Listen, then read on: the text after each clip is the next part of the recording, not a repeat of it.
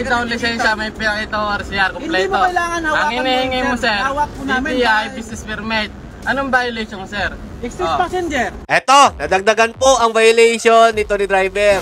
Paano po naging excess passenger to? Pero ako sir, ng lisensya mo sir, ibabalik ko kayo, promise. Eto yung nakakatakot na pangako ng isang enforcer eh. Pehera muna ng lisensya mo sir, promise ibabalik ko agad. Sir, wala kang panikit kanina, inabot lang sa'yo ng kasama mo. Ay, ha? tingnan mo sir, kung sino nakapangalan sa ticket sir. Ito na. Hindi ka ang lisensya mo. Hindi ako, sir. Paano ko ticket sir? Hindi ka nagbigay ng lisensya mo. Ito na, medyo galit na si MMDA. Ayan sir, pangalan ko yan sir. Hindi niya alam yung ititicket niya mga lodi. Abala na kami, kanina pa. Grabe, sobrang tagal na nito. Hindi niya alam yung ilalagay niya sa ticket. Contest ka na lang sir. Oo. Huwag kayo magalit kapag binibidyohan nila, live kayo, kung wala talaga kayong tinatagong hindi magandang kaso. Karapatan ng sambayan ng Pilipinas na magkaroon sila ng ebidensya. Sa uri ng klaseng enforcer, meron tayo dito sa Pilipinas. Contest ka na lang kung gusto mo.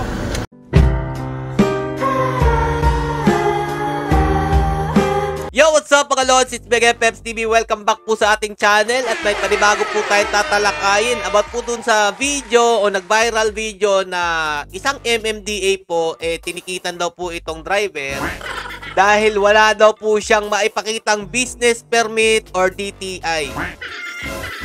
Ito po mga lodi, no? Magandang topic to. Kung karapat-dapat na po ba talaga ang ginawa ni MMDA dito, officer? Dahil po meron po ko nakitang kamalian dito. Ito pong komento na to mga lodi, base lang po ito sa narinig natin at nakita natin sa video. Bibigyan po natin ng opinion kung sino po talaga ang may mali sa kanilang dalawa. Ito mga lodi, panoorin po muna natin. Kung may mali kami panguhuli sa'yo, pwede mo malikod Pinara sir. po kami, hinihinga kami ng business permit, DTI. Natural lang sir. Kasi may negosyo po kayo. Kasi private naman to. Hinihingan daw po sila ng business permit DTI base po dun sa narinig natin sa nagkuha po ng video na ito. Or live po ito mga lodi kapon. Ang putulala mo, be. Kailangan po yan. Kailangan po Si yan boss. sir. I-check na enforcer sir. Eh, hinihingi aking, ORCR. Wala kang pinakita sa amin. License lang sir. Pinakita ko, sir. Huwag kang magulo, ah. Yung lisensya at ORCR hindi mo nga pinapakita sa amin. Pinakita ko lisensya, may pinakita ko RCR kompleto. Hindi mo kailangan hawakan. Ang hinihingi mo, sir, hawak po namin. DTI business permit. Anong violation, sir? Excess passenger. Eto, nadagdagan po ang violation nito ni driver. Kasi nga po, sinasabi po ng driver mga lodi, hindi naman daw po dapat silang hinga ng business permit o DTI.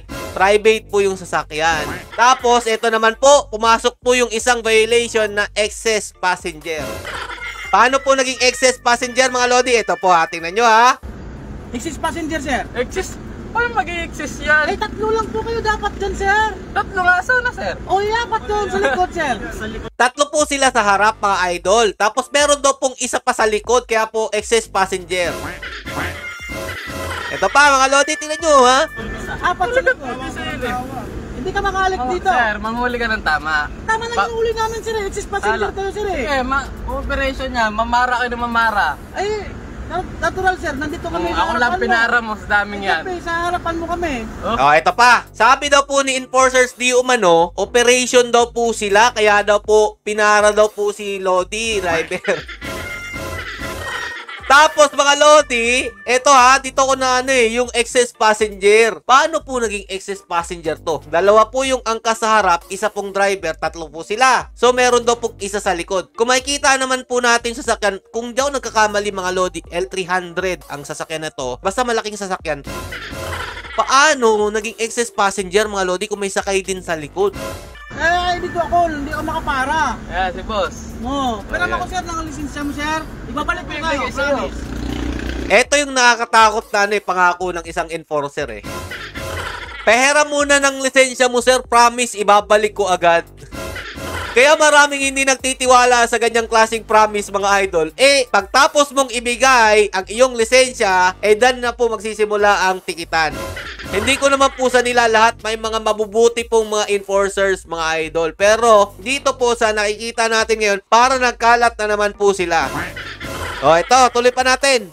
Sir, hindi ganyan po ang attitude sir ng driver. Hindi po, sir. Napakagulo mo eh. Sir, pag pinahiram Ba't mo ba lisensya sinasabi mo, mo eh? saka ka mag, business permit. saka ka Ako, nasa magsalita sir. pesto. Hindi yung ganyan na, BTD ako, may business ayaw mo permit. ibigay lisensya mo. Ayan, kanya-kanya silang kuha ng video, no? Tapos mga lodi, medyo malumanay pa dito yung enforcer, napansin ko eh. Pero pagdating doon sa kalagitnaan ng video, meron na pong sigawan, papasok na yung kamay ng MMDA. Eto. Sir, Hiram ako, sir.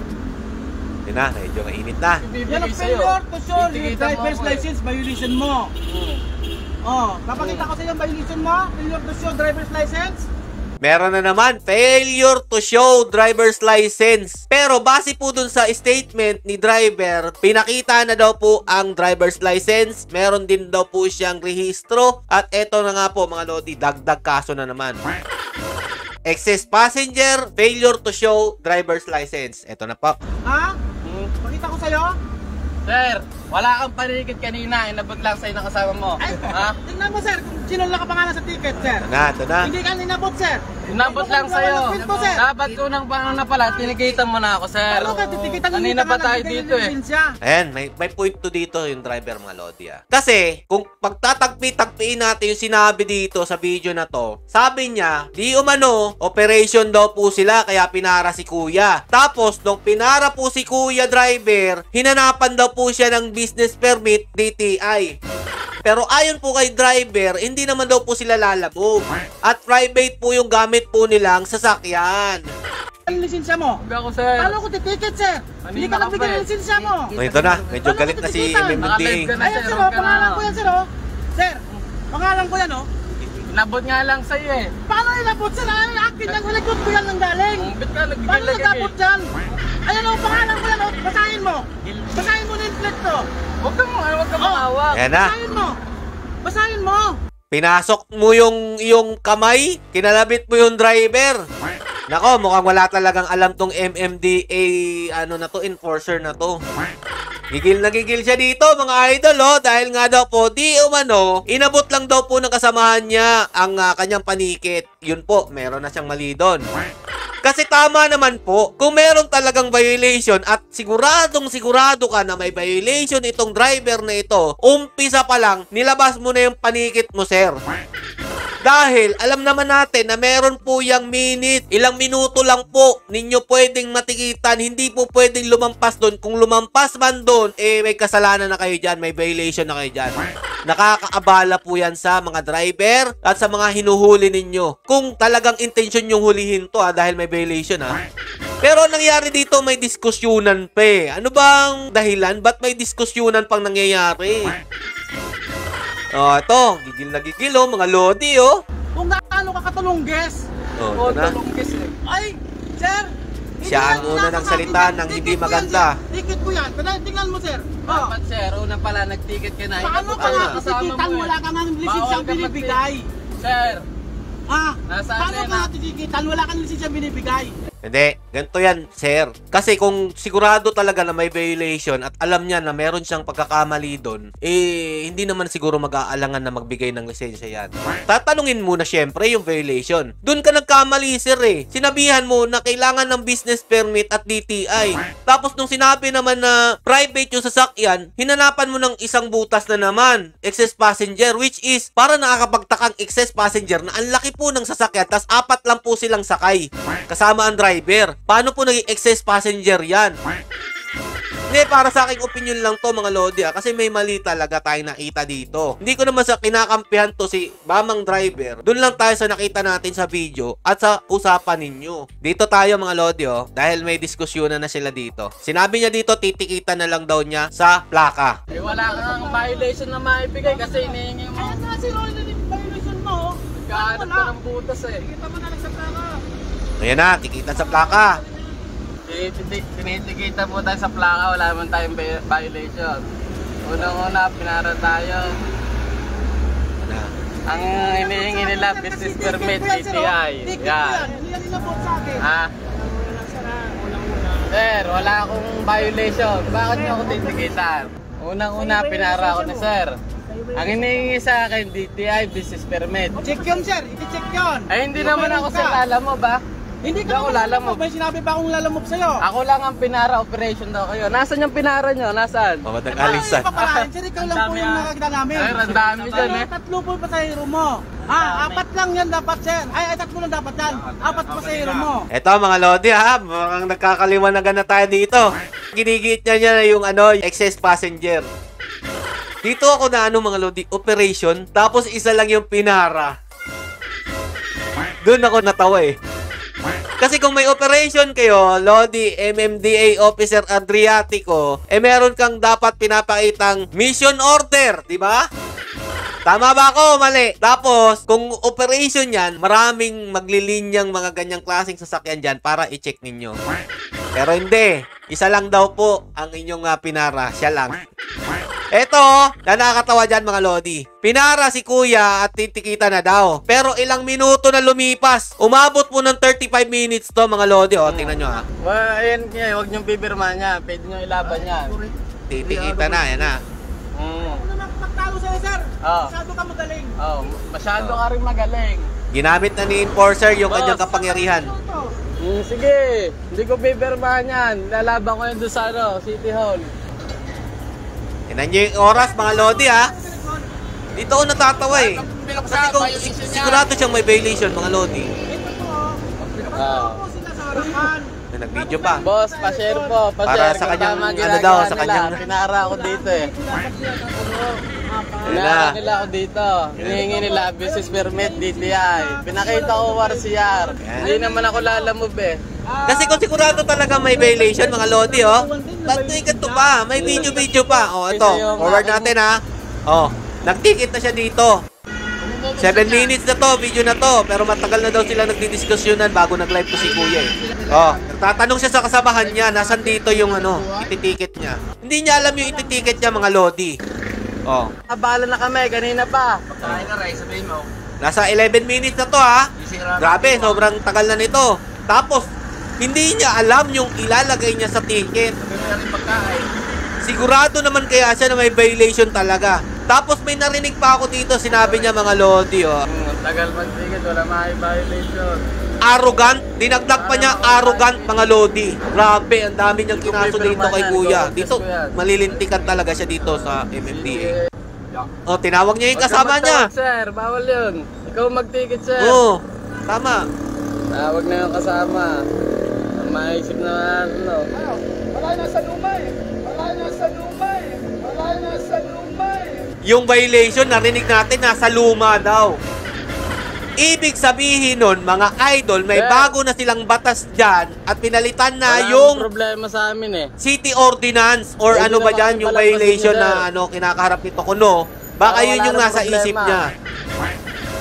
Dinagdagan pa niya ng Ayaw arrogant, nahanap ng problema excess niya eh. passenger, failure to show driver's license. Dami. Sige. Ito. Dito tayo mga Lodi. Tapusin na natin to. Pakita ko lang sa inyo kung anong ending nito. Kanina ka pa nag-aano ng ticket mo. Naipit na kami pagkain. Naiipit, sir. Pagkain to eh. Ayun, wala problema dyan, sir. Walang problema. Wala pa ng prosesyo kanina kasi tingnan na lang lisensya. Pagbibigyan na Pinakita na kayo, lang. ayaw nyo. Nahaba nyo lang kasi. Pinakita lang nga I-check lang namin, yung sir. lisensya, hindi Pinakita tinitita, namin. Pinacheck na namin, sir. Ayaw Kita mo nyo. ba? Pinakita ko, Gusto sir. mo, hinihingi ko sa'yo, ayaw mo. Hindi ko nga, sir, sa'yo bibigay eh. Check lang, di ba? Pinakita ko nga sa'yo, Wala, ayaw nyo. Lalo tuloy yung mapa. Go-contest ko to, sir. Pwede Kanina ba pa yung lisensya? Oo, sir. Pwede. Pwede. Hindi talaga yan, Kanina boss. pa kayo nagtiticket, hindi nyo matikitan. Karapatan po nyo. Wala kayong mailagay na violation. Passenger, sinusulat na yan. Kanina pa yan, sir. 18 minutes na mga Lodi Sobrang tagal na nito. Tapos pagkain pa raw po di umano yung dala nila. Nakita mo na eh. Kita. Problema May naman yung tao pumara sa'yo. Kaya nga, sir, alam ko naman. Di ba? I-check lang lisensya, ayaw nyo pa. Ticket ko rin pre yung cellphone niya. Ticket ko rin pre yung cellphone niya. Ticket ko rin pre yung cellphone niya. Sige. Sige. Yan mo, i-contest ko talaga yan. Contest ka na lang, sir. Oo. Hindi naman yun, pre. Sige. Sige. Si cellphone, nakatigil eh. Pinara mo eh, security kita eh. Tama. Huwag kayo magalit kapag binibidyohan nila, live kayo. Kung wala talaga kayong tinatagong hindi magandang kaso. Tama naman. Karapatan ng sambayan ng Pilipinas na magkaroon sila ng ebidensya. Sa uri ng klaseng enforcer meron tayo dito sa Pilipinas. Tingin ng tingin sa cellphone. Ano yan? Magse-search ka pa kung anong violation ilalagay mo dyan sa ticket mo. Na 100% naman pala talaga na sure ka na may violation yung driver. Bakit kailangan mo pang maghagilap dyan? O tatawag pa. Tinawag na naman yung kasamahan niya. Tinapay, sobrang oras na to mga lodi. Ito ha, base sa nakita rin natin dito sa mga komento, kawawa talaga to si MMDA Enforcer Adriatico. Nasisira na naman ang pangalan ng mga enforcers ninyo dyan, MMDA, dahil dito sa gantong klaseng enforcer na kukuha ng isang violation na hindi naman niya pala alam ilista dyan sa kanyang patikit. 23 minutes na, nagpatulong na mga idol. Kasi nga wala na dun sa listahan nila yung hinahanap niyang violation. Ayun o, ayun yung lista. Meron siyang listahan ng mga violation pero hindi niya mahanap doon yung inilagay niyang violation dito sa driver. Ibig sabihin mga lodi, wala dyan sa kanyang violation list yung kinakaso niya dito sa driver. Kaya dito siya talaga malilintikan mga idol. Dapat 100% kung gusto mo talaga siyang hulihin, sigurado ka dyan kanyang violation. Pero wala mga lodi, naka-live na wala nang bawian to. Marami na talagang makakakita nito. Hindi niya na pwedeng bawin. Pero kung hindi to naka-video, hindi to naka-live, makikipag-areglo to dahil alam niyang wala siya talagang ma-violate dyan. No, wala sa listahan Yan, sige, tuloy natin dito. Pinanindigan niya na lang to Sinabi ko ng violation ko. 27 minutes na. Magti-28 na. Grabe, sobrang tagal na to. Pero wala sila pinapakita papel. Ang video na ito, umabot po ng 35 minutes mga lodi and 45 seconds. Grabe, ganun katagal. Ito na. May tatlo lang. Magpugis ka lang kung gusto mo. Magpugis ka lang kung gusto mo. Magpugis ka lang kung gusto mo. Yan. Ayun nabigay yung ticket 28 minutes mga lodi and 48 seconds. Ang sabi pa niya dito, mag-contest ka na lang kung gusto mo. Akala mo talaga dali-daling maipag-contest dyan sa ticket na mali-mali. Anak na tinapay ito sa enforcer? Yes po, may mga driver na barumbado. Dahil din po yan sa way ng panguhuli ng mga enforcers ninyo. Yan mga lodi. So hanggang dito na lang po. Hanggang saan aabot itong video na ito. Kung mabibigyan ba ng aksyon ng secretary ng MMDA. Ito po si MMDA Officer Adriatico. At mabibigyan nga po ba talaga ng lunas itong ginawa pong abala dito po sa driver na ito. Itag nyo na lang din po si Congressman Busita. Mas maganda po umabot sa kanya to para mabilis po ma-aksyonan. Hanggang dito na lang po. Stay safe and God bless you all. Peace bomb.